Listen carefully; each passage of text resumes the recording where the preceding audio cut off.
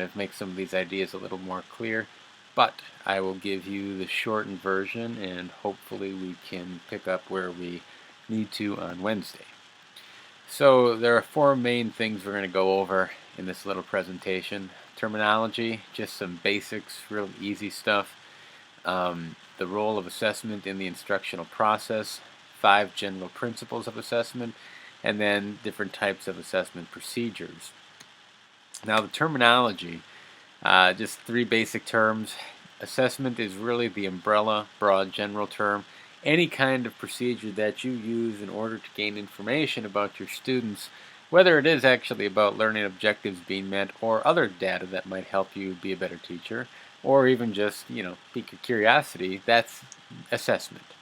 Now a test is a subset of assessment, and it's really any kind of assessment that is a little more formal, a little more organized, a little more detailed, usually standardized to some extent, and usually used for some kind of comparative purposes, meaning that you are trying to determine who is doing better than what, if people are improving, or if your goals have been met. It can be norm referenced or criterion referenced, something we'll get into a little bit more as we go through. Measurement is really then just assigning a number to assessment results. And that's it. That's all there is to it. These usually don't give anybody any big problems, but if you have questions, let me know. Now, as far as the instructional process goes, we have a situation in the classroom where your instruction is changing. From class to class, month to month, week to week, year to year. You are always modifying things depending on how your students react. Even the best laid plans don't always work out the way you want. Sometimes they work better and you can do more. Sometimes they fall flat on their face and you get much less done. But whatever happens, you should always try to think about, well, how can I make this better next time? Now, a useful way to think about this is that the first thing you need to do, and this is what we kind of did last week when we first met, we didn't get to the defining goals, but we got to looking at the content so we could define goals. And basically, this is what we want our students to learn. In the case of Lesson 2 with the Spanish expansion stuff, we're first looking at, well, what is the material? And then we're looking at, well, what are the facts, what are the concepts, what are these bigger ideas that we want our students to be able to have some insight into, to wrestle with, and to ultimately take away moving forward. And when we get to the defining goals, basically you are asking the question or making a statement of, at the end of instructions, students will be able to blank. Recite the names of these 4 characters and tell me why they're important, explain what an ally is, give me a brief history of the conflict between Cortes and Montezuma, list 3 different advantages that the Spanish soldiers had over the Aztecs, and so on. So basically you're getting down to brass tacks, as they say, about ultimately what do I want my students to be able to do.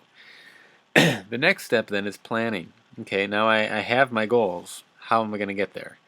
How am I going to make it meaningful? How am I going to tap into the interests of my students? How am I going to tie it into knowledge that they already have? How am I going to get them motivated to learn? And so on. And during that, how will I know if my teaching is actually being effective? And assessment plays a role in that.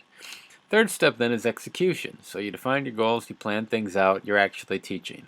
You're going along, you may have designed a few assessments to use formatively, meaning, and we'll get to this in a little more detail, you're going to use them to guide instruction and to give better assistance to your students. In the assessment phase, after execution or after teaching, you have formal or more formal assessments that are of a summative nature, meaning that I'm done teaching, I want to see what people have taken away. Now this might lead you to go back and revisit things, it may not because you don't have time, that is up to you, the situations change. Finally, you have modification and reporting. And somehow my little animation got screwed up there, oh well. So basically, based on my assessment results, this is what I was just talking about, do I need to change anything for next year? Did I go too fast? Did I go too slow? Did I leave some people out? Or did I do a fairly good job? And even if I did that, how can I make it better? I ultimately have to tell the students how they did, tell the parents, the administration, maybe my little group leader, if I'm in a pod or some little, little group of grade school people and we have a grade level lead and so on. But ultimately, this is a big cycle, and whoa, it's like magic. We go back to defining goals, and I have to think, okay, well, if everything went well, are there goals that I need to change? Can I add more in? Are standards changing so some information is irrelevant? Or did our historical knowledge change in the case of Spanish expansion? And are there new additions that I need to make? Or do I think that maybe the way I'm teaching just isn't in the student's best interest? So this is a whole cycle, and the idea is that assessment can inform every step of this procedure, from defining goals and thinking about, well, what is uh, really developmentally appropriate for, say, a 5th grade classroom or an 8th grade classroom or a 1st grade classroom. And I have to figure out, well, what kind of students are these? I can look at, the demographics that they come from. What kind of resources do they have? What kind of parental supervision or assistance can I expect? Are these high-performing students or low-performing students? Can they read or can't they read? And so on. And so I can use that to help in my crafting of my goals. I can also use it in my planning when I'm trying to figure out, well, how do I tap these interests? I can give surveys to students, figure out what they like, what they don't like, what they know, what they don't know, and so on. Execution, I should be using assessments, at least informal assessments, all the time, trying to figure out if what I am saying is sinking in or if they're drawing the conclusions I want. Assessment goes without saying, and all this informs my modifications in reporting based on other information that I have in finishing this whole cycle. Now, we have different names for each type of assessment that we use in here. And actually, why don't I skip ahead just a couple slides to these. Now, placement assessments are all about looking at, do people have what they need to successfully complete the tasks I have? I use them sometimes to put people into groups. I can give them some kind of little kind of personal edge to figure out how to make my tasks relevant to the students. But anyway, the whole idea is that placement goes on before instruction occurs. Formative goes on during instruction, and it's used to guide instruction. It's used to change my tactics. It's used by students to change their tactics. And one of the things that I will encourage you to do is to think of all assessments as more formative than summative. The idea that we are using these results for something. And when you take a quiz or we do an exercise in class, ask yourself, did I study well enough? Am I studying in a productive way? Did I do well enough? Do I think I really know? And if I don't, what do I need to do differently? And usually just rereading the chapter or rereading the notes doesn't always cut it. You have to think of things in a different way. And so you can ask me, you can ask peers, and so on. But the idea is that formative assessments allow the teacher to modify their instructions and their goals and their techniques, and it also allows students to do the same thing. It's a shared responsibility. Now, one thing that may come up if you notice that some students seem to be having persistent problems and so on is the use of a diagnostic assessment. And typically when we say diagnostic assessment, we are referring to identifying students who have some kind of cognitive disability, emotional disability, physical handicap, or anything like that. It's not something that you usually do. It's usually something that's administered by a school psychologist or a guidance counselor, but you can make your own diagnostic assessments about, say, whether or not somebody can do a math test. If you carefully construct it, you can see if they know how to carry and so on, and figure out exactly what the strengths and weaknesses are. The final one is the summative assessment, and that is, again, after we're done with instruction, kind of a summary of what are you taking with you as we move on to different things. You usually, you're not, conceptually, philosophically, you don't give any assistance to the students for a summative assessment because you are trying to see what can they do independently. These are the things that are usually weighted the most in grades because, again, you're not trying to see what they can do when you give them hints that they get help from their peers. You're trying to see what they can do ultimately by themselves. Now I'm going to back up now to these principles of assessment. And I want you to spend some time carefully thinking about these. There's a quiz on D2L that will kind of test whether or not you understand these. So make sure you have a good handle before you take that quiz. You'll be able to see the answers after you take it, but the grade that you get is the grade that you get. So that being said, it is open book, so good luck. First one, clearly specify what is to be assessed. This is all about defining your goals. This is all about making sure that you know exactly what content you want to cover and how well you want your students to know it, what you want them to be able to do with it. And so right here, when I say content plus level of cognition, one of the things that we're going to talk about on Wednesday is this difference in ideas about what does it mean to know something. Is it just memorization? Do you have to be able to explain it to other people? Do you have to be able to apply it in situations? Or do you need to do something more critical with it? And we'll talk about Bloom's taxonomy and the higher level learning goals, or I should say higher order levels of cognition of analysis, synthesis, and evaluation. We will talk more about this one as we go on. But the key part is that I need to make sure I know what I want my students' end result to be before I even start doing anything. That's my first step. And then I can create my goals, I can create my assessment, and then I model my teaching around that. Backwards design, I guess, is a term that you will probably hear in your C&I courses if you've taken some of those. Number 2, the assessment procedure should reflect the learning goals. In other words, I need to make sure that my assessments reflect all the things and give me information on all the things that I want my students to be able to do.